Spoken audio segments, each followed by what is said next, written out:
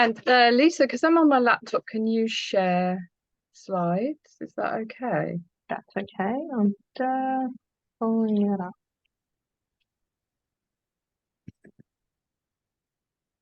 I can, but I need to actually get the presentation on this computer, which means I need to log back in. Sorry, I'm having exactly the same issue. Morning, everyone. Apologies for the delay. Or evening. Hello, wherever you are.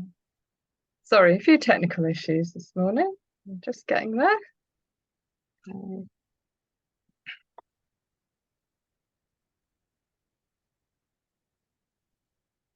Just having fun with the technical issues. I wasn't able to download a copy, so I'm logging back in.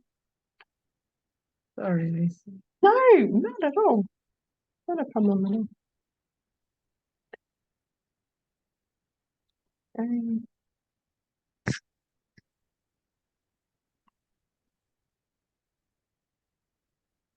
Hi, Kira.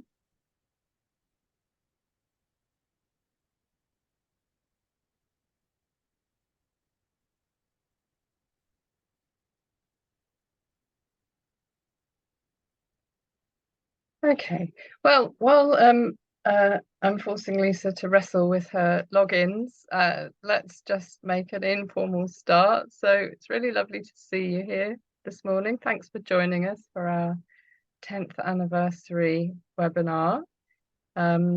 You may have been to some of these already. So each of the working groups is doing a webinar about their work as a celebration of 10 years of cats. And this morning is the turn of working group 5. And bang on. Thank you, Lisa. Here are our slides. So my name's Suzanne Beeke, and I'm the lead of this working group. And Lisa, who you've already been talking to, is the deputy lead. So we have half an hour with you this morning, and what we're really excited to do this morning is to launch our revised objectives for this working group, which we've been consulting with working group members on since June, when we had our in-person meeting in Iceland. So that's a little taster of what's to come. So if you can just move on to the next slide, that'd be great. So just a little bit about our working group. And we also wanted to go over or introduce, for those of you that are new, the definition of what counts as a CATS activity, because it's always really good to keep that in mind as we enter onto new projects working together. And then we want to just give you some very brief highlights of Working Group 5 projects across the years. And as I said, tell you about how we've refined our working group objectives. And then we've got a bit of detail about 3 projects and their impacts, and an opportunity for a bit of discussion and any questions towards the end. Next slide, please, Lisa. So just as a reminder, or maybe this is new to you, but CATS is celebrating its 10 years and has approximately 300 members across 41 countries, which is the most amazing collaborative network, and very exciting and very important for our aphasia research, of course. Next slide, please, Lisa. So in Working Group 5, we have 69 members. I think we're actually one of the biggest working groups in CATS, and our members span 15 different countries. And it is possible to be a member of more than one working group in CATS. So we do have 5 members who are what we call associate members of our group, because they are members of another group as well.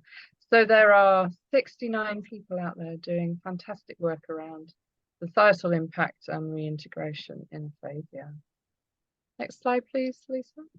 So just to go over what counts as a CATS activity, just so that we can all keep this in mind as we're thinking about things we're doing now, but maybe moving forward to new projects as well.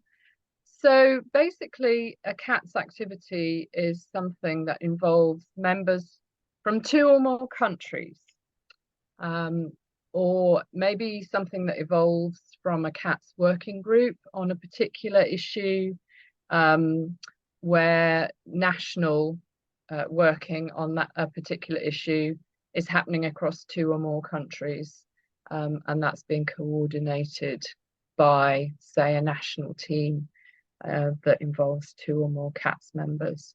So the idea that it really is that it's working across 2 or more countries on something, and that those people involved are CATS members. And of course, we're always welcoming new members to our group. So a CATS activity itself might be a project that someone's working on. It might be a survey or preparing a manuscript. It might be a presentation. It might be some other kind of research dissemination output, maybe training, for example. So there's a broad range of things that an activity can be, and then involvement of 2 or more countries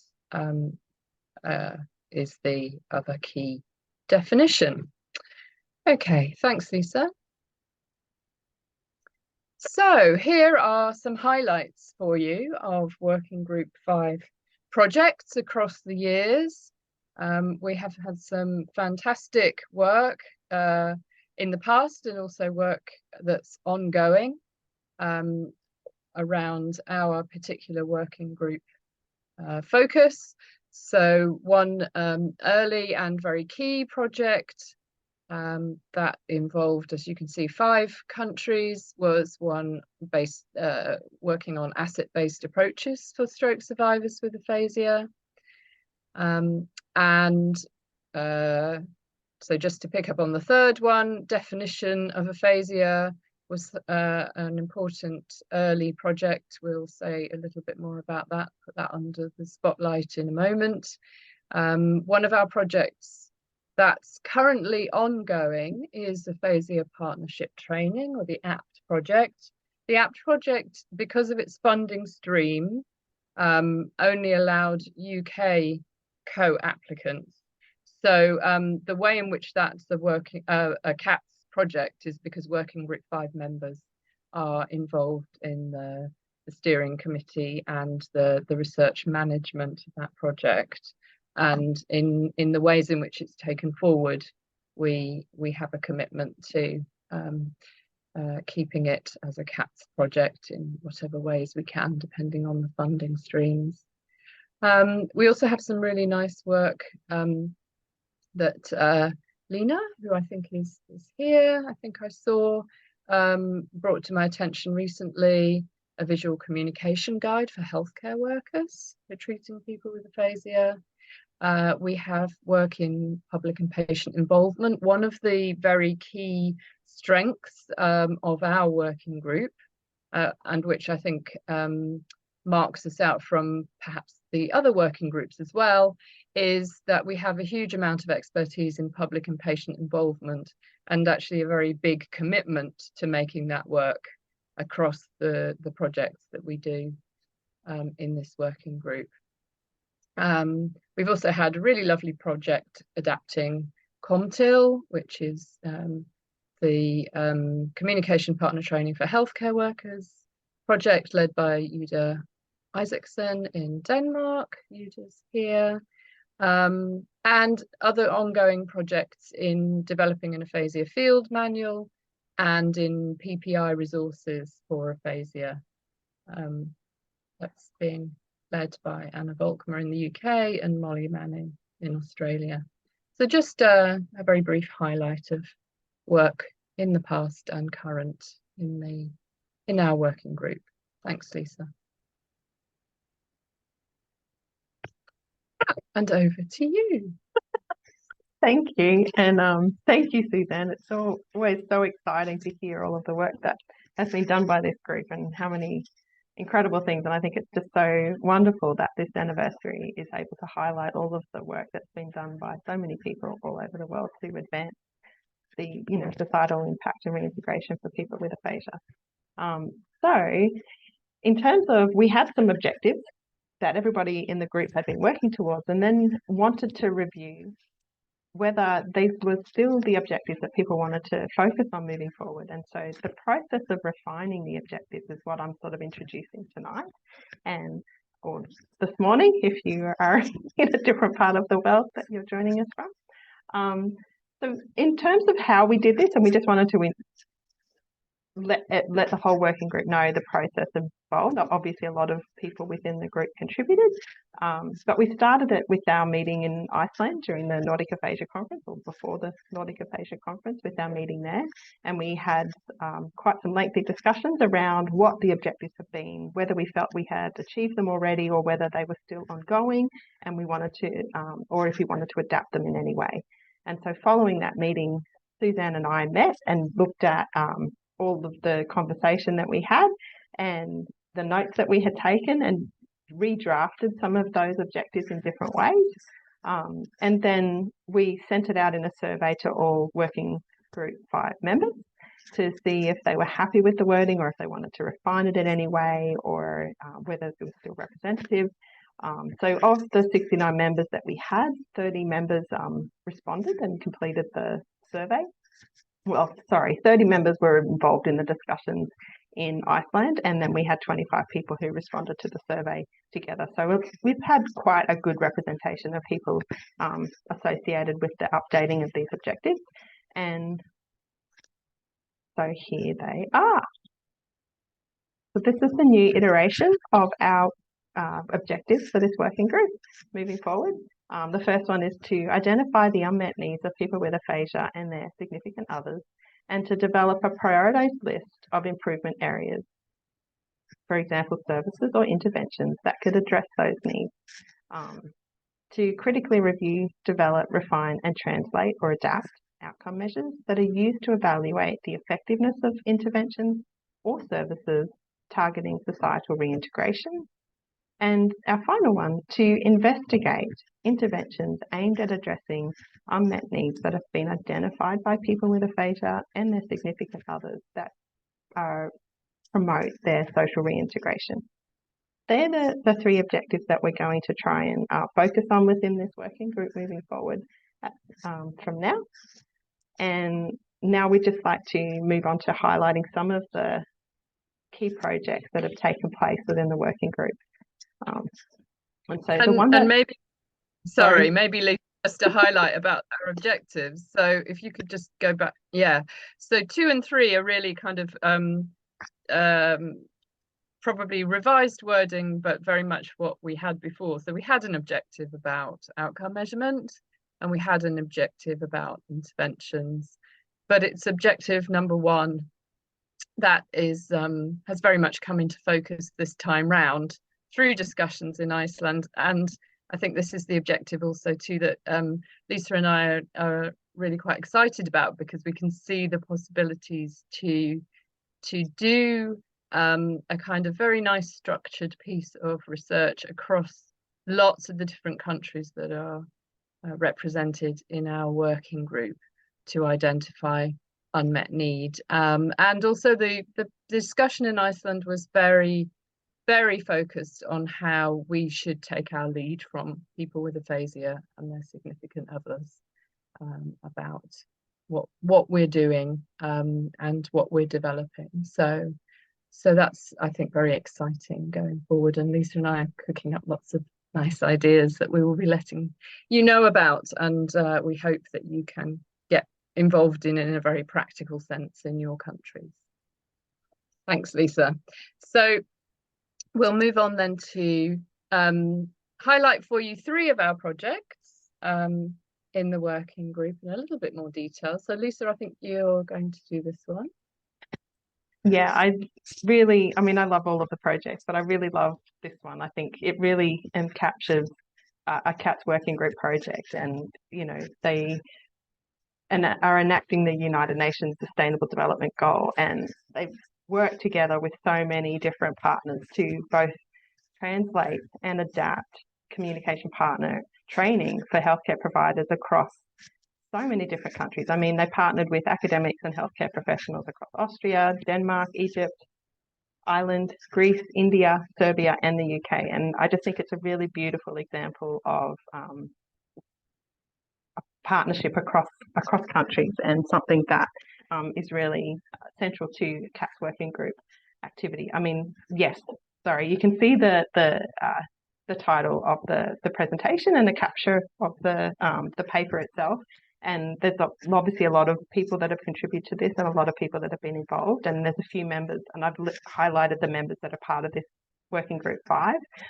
There was also other contributors and collaborators within this project, but it's just a really good or wonderful example that, and I love this paper, conducted in collaboration with the World Federation of Neurorehabilitation. And I feel very, sorry, I'm very embarrassed because I'm presenting this in front of Yuda, who led this project, and she's online today watching.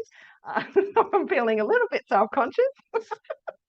And maybe Yuda can give us, because I don't want to say this in the wrong way, but I think ComTil, in terms of the name of the project, is also a really beautiful translation and play on words. Is that correct, Yuda?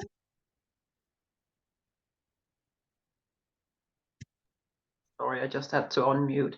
Don't be embarrassed, please. I'm very proud that you are highlighting this work. Thank you so much.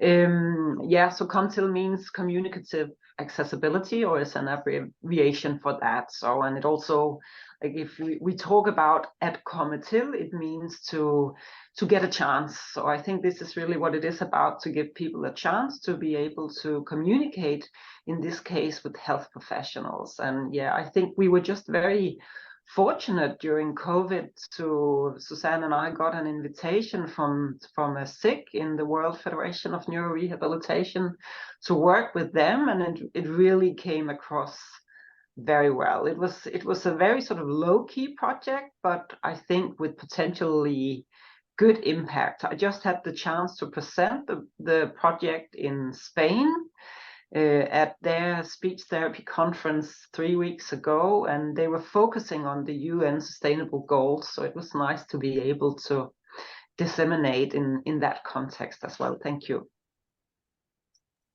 No worries. That's fantastic, Yuda. Thank you. And what a great way to highlight that as well.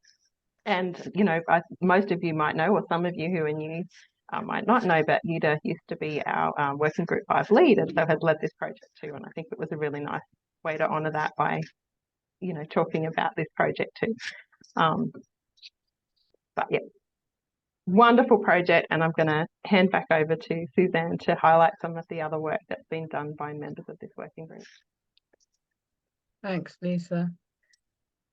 So we also wanted to highlight, because it's a really lovely piece of work, a special issue of Aphasiology, the journal Aphasiology, on patient and public involvement in aphasia research, which is work that Ruth McMenamin and Yuda Isaacson and Kira Shiggins are leading on. And it's so the special issue itself is still to be kind of packaged as a special issue. As you probably know now, journals publish their papers online as quickly as they can. So the papers, 4 papers are out there. There's 2 of them highlighted here, and I believe there are maybe a couple more papers in the pipeline, and then there'll be a nice kind of introduction and commentary to go with that, and it's going to be a wonderful resource. The papers individually already are that, which is promoting best practice in the involvement of people with aphasia in the research process. And some of those papers have people with aphasia as co-authors, so the one you can see there at the bottom, with the primary author Simon Horton, who who's a former member of our working group, has people with aphasia as co-authors on the paper.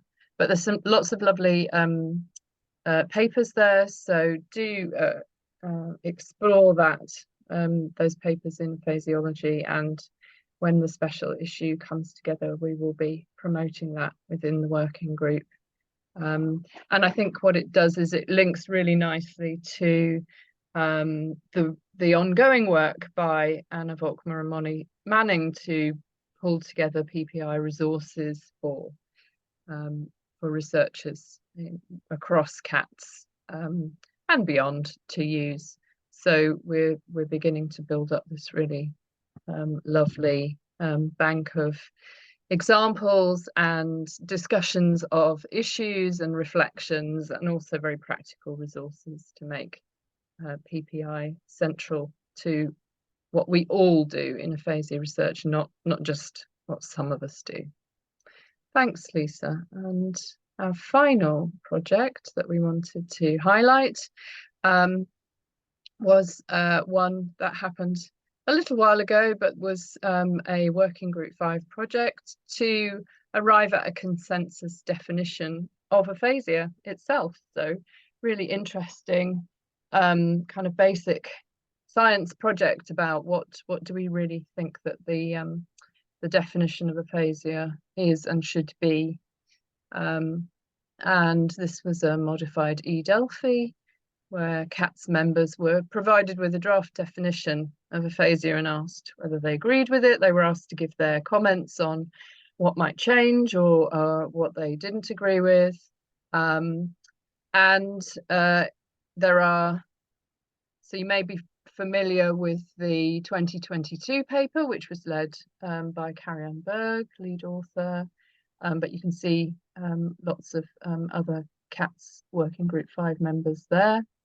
But there's also an earlier paper led by Linda and various other CATS members, which is kind of putting a position piece out there really for saying, you know, why should we be calling this this condition aphasia and not dysphasia, and what the rationales are for having a central term that we all use, that we all understand. Interestingly, this work has still left some questions in the air, so that it wasn't possible to come to a consensus across two issues where people proposed amendments. One was whether aphasia should be defined as a communication disability versus a language impairment. And the second one was whether aphasia should be defined as the result of a focal or perhaps a diffuse lesion. So those are the things that participants still failed to come to an agreement on. So Karianne and colleagues are calling for further discussion about that, so that we can move those issues forward.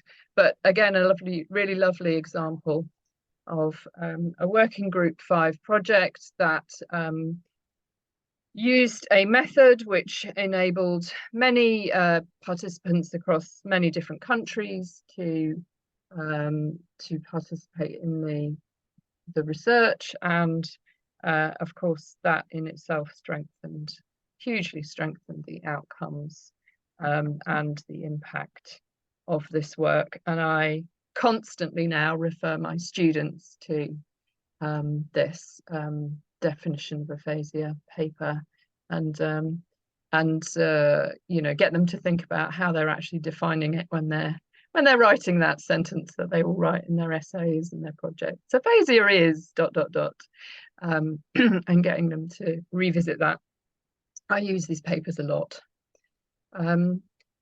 Great, so that's the third of our spotlight projects for the working group that we wanted to share with you this morning. And so I think now we have a little bit of time for any comments, any questions.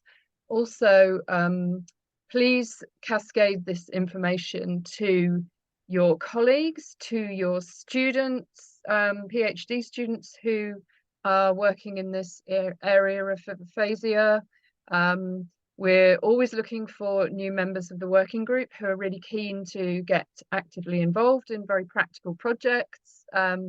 So please do have a look at the website. It's very easy. If you just Google joining Collaboration of Aphasia Trialists, you'll find the page. Unfortunately, if you Google cats, you will get lots of lovely pictures of furry cats, which is probably not what you're looking for. I do it every time, but I quite enjoy the pictures of cats, and then I have to type Collaboration of Aphasia Trialists in full to get to the right page. You can, of course, contact either of us at Working Group 5. We would be very happy to hear from you. If you have any questions, if you have suggestions for projects, if you have maybe a nice neat protocol that you've been doing within your country and you can see how it would be really great to roll that out across other countries, and the working group could enable that, please get in contact with us. Especially as we think now about how we're going to very practically enact our new objectives for the working group. It would be great to hear from you. So the floor's open for the last few minutes. If anybody would like to make any comments or ask any questions, it'd be lovely to hear from you.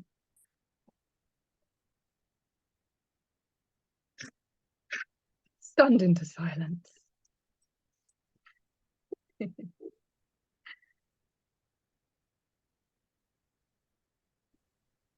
Hi, Suzanne. Can I ask a question? Hi, Lucy. Yeah.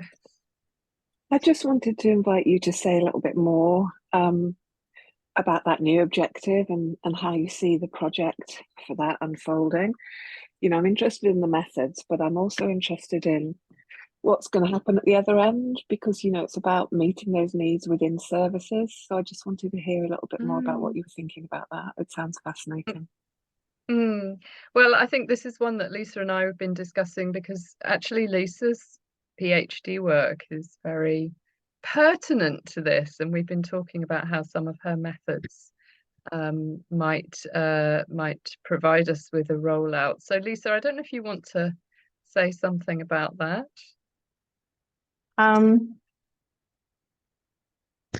We're still discussing and trying to work out how the best way to do it is. But I guess what we did in my PhD was explore the unmet needs across services here in Queensland, and we looked at remote, regional and metropolitan areas, and there was quite some there were obviously some key differences between metropolitan and regional areas in one state in this country, and it would be interesting to see if using a similar method, since we've already got some resources around that, what that would look like in different cultures or different countries where there's different ways of doing therapy, there's different service models, there's different healthcare contexts, the way cultures interact with therapies and treatments are different, languages are different. So it would be interesting to see how those needs are the same and where they're different, and so that when we're thinking about designing services, we're not just designing it for one context, but we're thinking about a more broader perspective internationally. So we have lots of work to do on this, Lucy, and I think it will be really nice to do a collaborative, you know, perhaps we'll focus a meeting on this where we can just really carve out some time to have a really nice discussion about how this might work. You know, there's the potential for survey methods, there's focus group methods, there's nominal group technique, well, adapted nominal group technique that works really well with people with aphasia, who clearly are a central part of this discussion. And I think essentially what we want to do is that kind of idea of having something quite neat and uncomplicated that can be you know, recreated across countries, and it's a challenging objective. You know, I think if we get to the point where we can at least reflect on what those unmet needs might mean for some services in our individual countries, that would be a win. We're not going to have redefined and redesigned all those services by the end of you know, perhaps by the end of some of our research careers, who knows? But we have to make a start at knowing what those unmet needs are and how they might interact with our local service, our knowledge of local services, and how they're set up and how they're delivered before we can even attempt, you know, to address seriously what unmet need is for people with aphasia and their significant others. So yeah, so it's a challenging one, but it feels really important. Yuda, did you have a hand up? Yeah, definitely also on that aim, I would like to say I love the aim, yeah, and it is huge, but it's also a aim, I think, or an aim where we can really sort of unite the different working groups. Maybe if one working group is leading the work, then the results of it at least can go out and be instrumental for CAP in the future, and also looking at you, Lucy, as the new lead of the action. And I know Madeline Cruz has been talking about surveying unmet needs for many years as well. And Lucy, maybe you remember, but I think, wasn't there a study from Imperial or something, King's College maybe in London, about unmet needs? Yeah. And I heard it presented back in March at a conference, and I heard a thing like that, but there aren't that many needs in related to communication and cognition. And I'm thinking, but it's because they have not been included. They are not able to answer. So I think a new study on unmet needs is well placed in this group, because maybe we are able to open up a survey or whatever methodology for people with aphasia in order to get a good view on their unmet needs, instead of claiming, as I heard, that they didn't have very many needs. So it came out that many of the needs in relation to stroke was physical instead. And I guess we are not surprised by that. No, we're not, Yuda, and your point really ties together the strengths of this working group. So our methods for involving people with aphasia in meaningful ways in this research are clearly going to be a central part of this aspirational endeavour.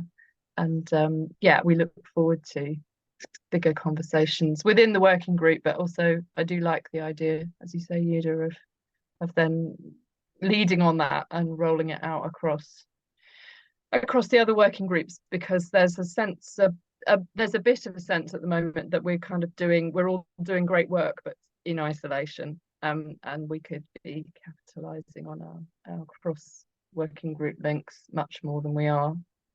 Kira, final comment? Oh, I don't want to be the final one, but I was just wondering. Well, it might be just because of the time. I didn't mean to be. I was just wondering, in regards to those unmet needs, I can't remember exactly the way that the aim was phrased, but are you envisaging that these will be unmet needs regarding communication or language, or is it going to just be kept way broader and just kind of trying to figure out what's unmet needs for people with aphasia? I think it is communication, but it's also focused on our working group, core topic, which is societal reintegration. Participation, of course. Sorry. Whatever word you want to use. That. No, it's a good point, and we did get comments on the broadness of our first draft, and we did so we have kind of taken that on board and refined it. Well, thank you. Thank you. Okay, well, I'm just aware of the time, everyone. So thank you so much for joining us for this webinar this morning about the working group. If you're not a working group member and you'd like to join us, please do explore that on the CATS website. We'd be very pleased to hear from you. And Lisa and I will be shortly meeting again to plan a program for the working group over the next few months. So we'll be in touch about some future meetings, and I think a nice broad discussion with working group members about how we can tackle this aspirational objective that we have seems like a really good place to start. So thanks everyone. Lovely to see you. Thank you. Thank you Bye. both. See ya. Bye. I thank you.